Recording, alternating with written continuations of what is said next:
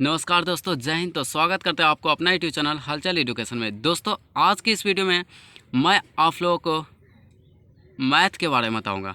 अगर आप कंपटीशन की तैयारी कर रहे हैं तो अगर आपको यह जानना बहुत ही अनिवार्य है कि आपको मैथ में पढ़ना क्या क्या होता है, कौन से टॉपिक से क्वेश्चन ज़्यादा आता है, कौन से कम आता है। तो चलिए वीडियो को शुरू करते हैं। तो दोस्तों, मैथ में आपको सबसे पहले पढ़ना होगा नंबर सिस्टम। नंबर सिस्टम पढ़ना नहीं है, यानी संख्या पद्धति। इसके अंतर्गत आपको पढ़ना होगा सबसे पहले बेसिक कैलकुलेशन। इसमें आपको जोड़ घटाव गुना भाग ये सब सिखाया जाएगा।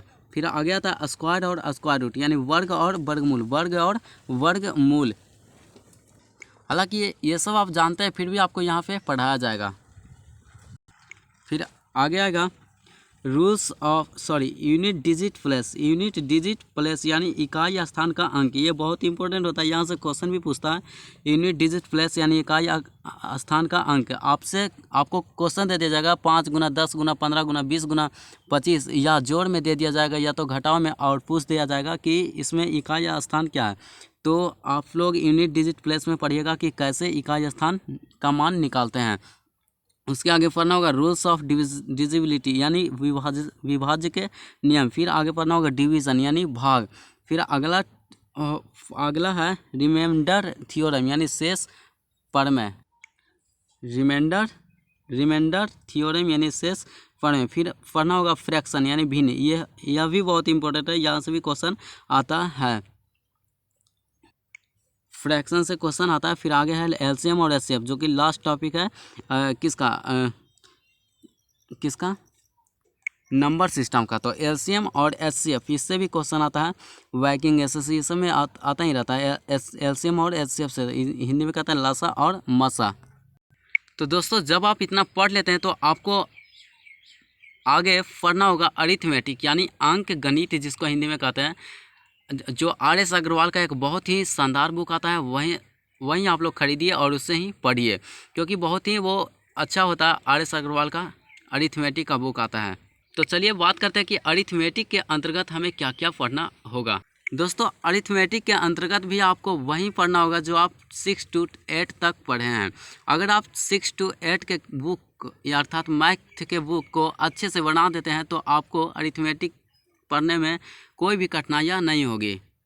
जैसे देखिए, यहाँ पे पहला टॉपिक अरिथमेटिक में सबसे पहले आपको पढ़ना होगा रेशियो एंड प्रोपोर्शन, यानी अनुपात और समानुपात, जो कि क्लास 6 में पढ़ना होता है। रेशियो एंड प्रोपोर्शन, अनुपात और समानुपात। हालांकि यहाँ पे क्वेश्चन जो होता है वो स्टैंडर्ड क्वालिटी का होता है।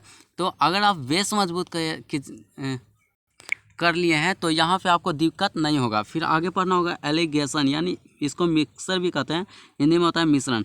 फिर टाइम एंड वर्क, यानी समय और कार्य। इसमें आपको क्वेश्चन दे दिया जाएगा कि ए किसी काम को इतना दिन में करता है, बी उसी काम को इतना दिनों में करता है, तो ए और बी दोनों मिलकर उसी काम को कितना दिनों में करेगा। इस तरह का क्वेश्चन आता है टाइम एंड वर्क में। फिर आगे पढ़ना होता है टाइम एंड डिस्टेंस, यानी समय और दूरी।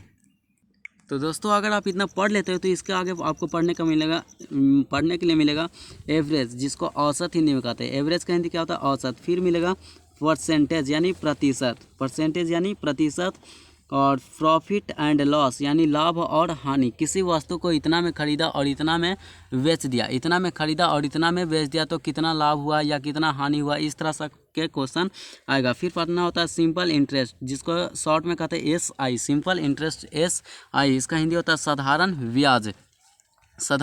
फिर आगे आता है कंपाउंड इंटरेस्ट, इसको शॉर्ट में कहते हैं CI, चक्रवृद्धि ब्याज। कंपाउंड इंटरेस्ट यानी चक्रवृद्धि ब्याज। फिर आगे पढ़ना होता है डिस्काउंट यानी छूट।